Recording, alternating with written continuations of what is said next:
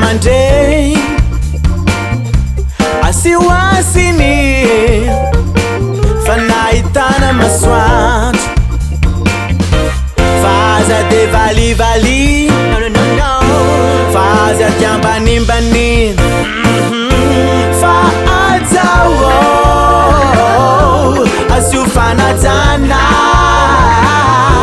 faatawo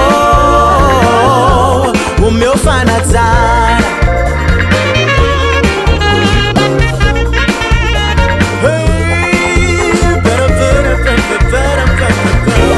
asiwasinia ni vadi no umewasinia faraiana minao faza de vunu faza mbasulu faatawo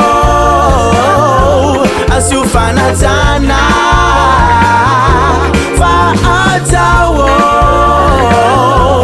umeofanatana.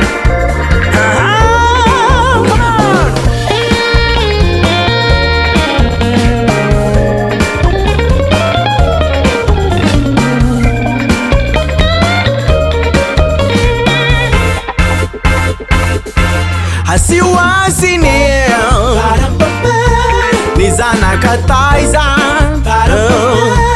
umewasinia maisinzo msafara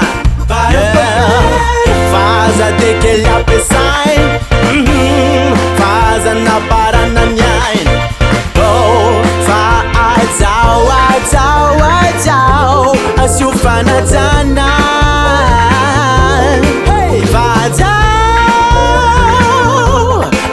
asiufanatana. Everybody, come on. Faatawo asiufanatana faatawo umeofanatana.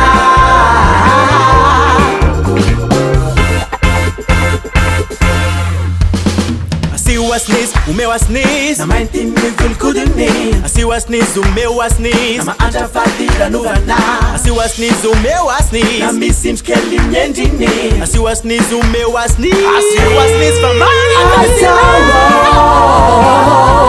asiufanatana faatawo umeofanatana.